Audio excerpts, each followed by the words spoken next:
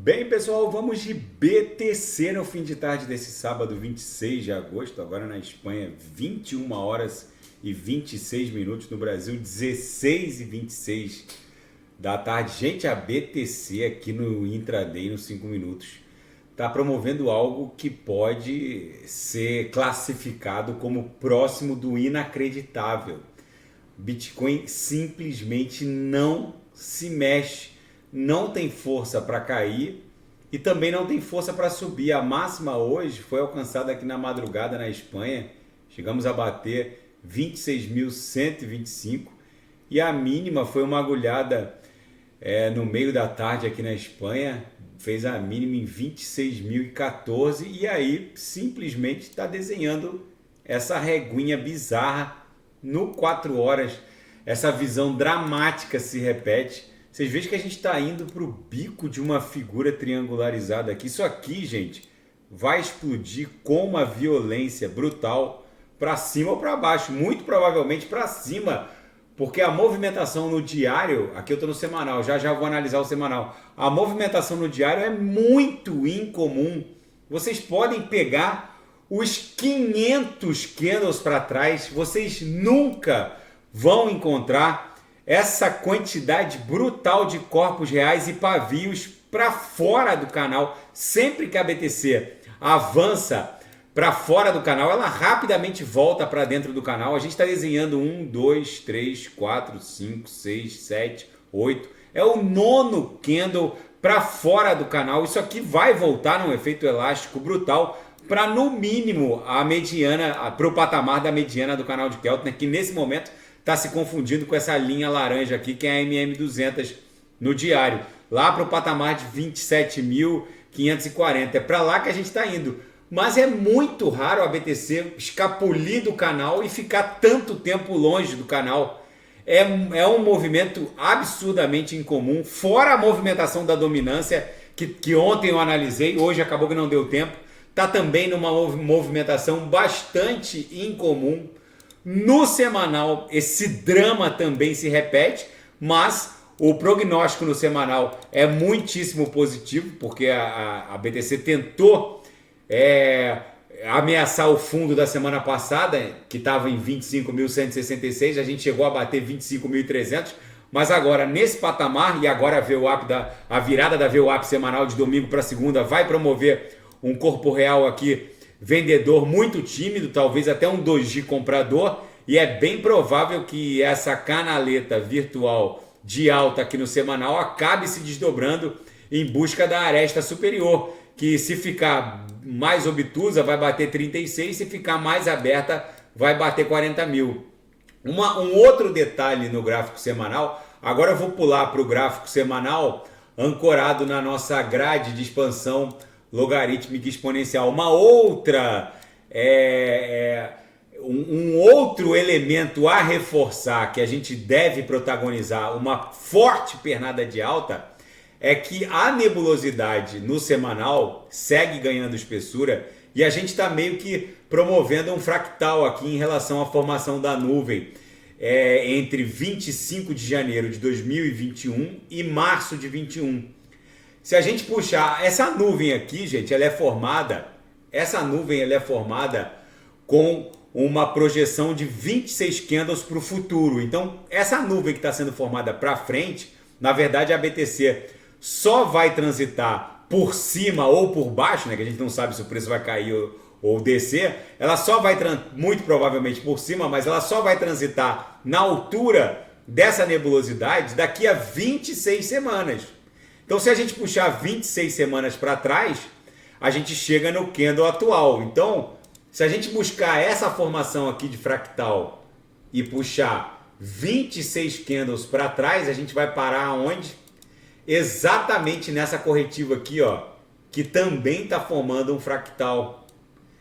E depois dessa corretiva, que gerou o desenho dessa nuvem aqui, que também gerou o desenho dessa outra nuvem, quem identificou esse fractal foi um analista no Twitter, muito bom. Ele identificou esse fractal, depois eu fui confirmar em vários time frames. Isso aqui está indiciando que a BTC pode startar um pump agressivo como esse aqui, que levou para o estresse da upper da nossa grade. Se isso acontecer, a BTC até abril de 24 estaria valendo ali em torno de 150 mil dólares. É óbvio que nenhuma pernada impulsiva é igual à outra. Pode ser que a BTC faça uma pernada mais aberta ou até mais obtusa. Aí até janeiro de 24 ela estaria valendo 139 mil dólares se a gente estressar a upper. Como esse fractal acabou se desdobrando, acabou promovendo essa pernada bastante agressiva, bem obtusa, e que foi bater aqui na upper da nossa grade de expansão logarítmica exponencial. Se o fractal se confirmar com esse mesmo nível de agressividade, a BTC ali por fevereiro, março, vamos colocar, de 24, estaria valendo algo acima de 130, talvez 140, se ficar mais aberta, 150, 170 mil dólares. Mas fica tudo para análise dos senhores. Na seara fática, Bitcoin acaba sentindo essa declaração do Jerome Powell, que está lá numa cimeira, num encontro de banqueiros centrais em Jackson Hole, no interior do Wyoming, que é como se fosse um estado do Mato Grosso aqui aí no Brasil, por assim dizer. O Jerome Powell, nesse congresso anual de banqueiros centrais, acabou reportando que o Banco Central norte-americano estaria preparado para novos aumentos na taxa básica de juros. Mas o mercado sabe que vem eleições presidenciais agora, e os políticos normalmente eles fazem os órgãos técnicos se curvarem à necessidade de votos. Vamos ver como vai se desdobrar. Muitos analistas dão conta de que o Fed já atingiu o target final nesse rally do aumento da taxa básica de juros. E outra, como as eleições estão se aproximando rapidamente, já era para o Fed estar iniciando um quantitative easing para aumentar a liquidez de todo o sistema financeiro, e afrouxando para que a economia reaja e os detentores do poder político possam agora se reeleger. Vamos ver como vai se desdobrar. E a sinergia entre a inteligência artificial e a tecnologia blockchain vai revolucionar e perturbar a indústria musical. O que está acontecendo nesse presente momento em que eu vos falo? Não é mais possível saber se uma determinada música, melodia, foi criada por seres humanos ou pela inteligência artificial. Os problemas não param por aí. Não só a desinformação, mas a falsificação profunda. O que é a falsificação musical profunda? É o uso da inteligência artificial para pegar uma melodia, uma música que já existe e alterar alguns padrões, alguns acordes, algumas notas. Eu não sei exatamente como a inteligência artificial promove isso, mas tecnicamente isso já está provado que está acontecendo. E a inteligência artificial consegue criar uma nova obra musical a partir de uma obra anterior, sem que isso seja considerado plágio. Ou seja, além de toda a desinformação sobre a origem de uma obra musical, se é oriunda da inteligência artificial ou se é oriunda de uma criação humana, a falsificação profunda, que é o uso de produções humanas a partir das quais a inteligência artificial cria novas produções que não são passíveis de acusação de plágio. Além de tudo isso, a falta de confiança nessas interfaces que simplesmente não criam uma NFT, por assim dizer, um registro imutável, que isso só é possível na blockchain, para pontificar a origem dessa obra musical. E tudo isso vai ser solucionado com o uso amplo e restrito da tecnologia blockchain, que vai transformar cada obra musical numa NFT, cujo uso da inteligência artificial vai identificar como ela foi criada. Ou seja, vem uma mega revolução da indústria musical e a sinergia com a tecnologia blockchain vai impulsionar ainda mais o mundo cripto. E a Atomic Wallet, que foi hackeada, provavelmente pelo grupo Lazarus de hackers ligados à Coreia do Norte, sofreu uma ação coletiva de 50 clientes russos que alegam perdas de pelo menos 12 milhões de dólares. Há uma outra ação coletiva pedindo uma reparação de 100 milhões de dólares. Para quem não sabe, o Atomic Wallet reportou o hackeamento de dos addresses de alguns usuários. E o Atomic Wallet, num primeiro momento, eles reconheceram que houve algum problema. Depois, num segundo momento, eles reportaram uma série de possibilidades. Mas quem acompanhou desde o começo esse evento de hackeamento sabe que o hackeamento foi ultimado lá no servidor que promove a atualização do app. Eu fazia uso do Atomic Wallet, mas como é um hot wallet, ou seja, a private que fica no mesmo dispositivo onde eu navego, eu não tinha muitos recursos ali. Eu tinha poucos ativos criptos ali. E o meu wallet, o meu app não foi hackeado, justamente porque quem me acompanha aqui no canal sabe que eu sempre desconfiei daquelas atualizações que o próprio app sugeria.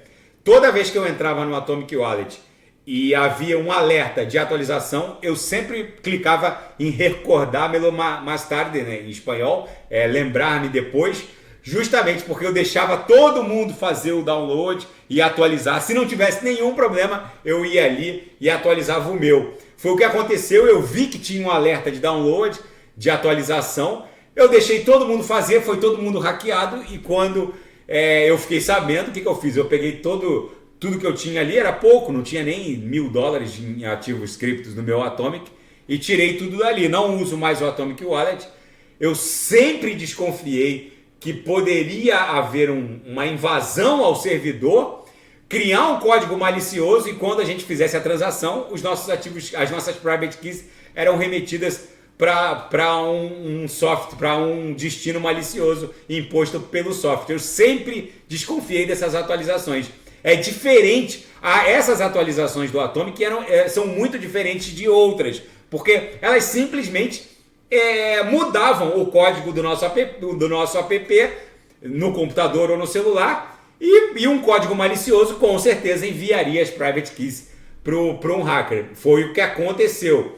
Enfim, na seara geopolítica e finanças internacionais, a manipulação de sinais cerebrais pela inteligência artificial está avançando rapidamente. Agora, órgãos da ONU e Unesco se juntando para que neurocientistas, por assim dizer, criem questões éticas. A implantação de chips cerebrais já é uma realidade.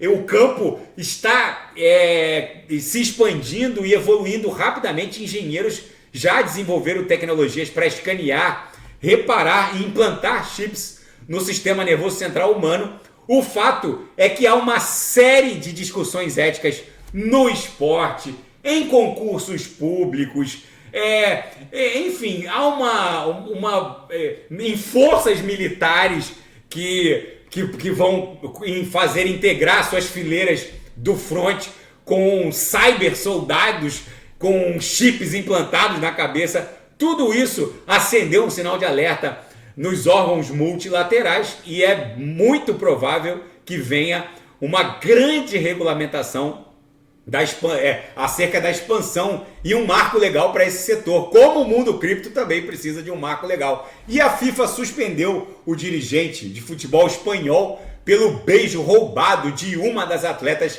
campeãs do mundo. Enfim, a Índia, membro do BRICS, acabou fazendo história. A recém-convidada para os BRICS, a Arábia Saudita, vendeu 1 bilhão, não foi 1 milhão de barris, foi 1 bilhão de barris de petróleo contra uma divisa que não é o dólar, contra rúpias indianas.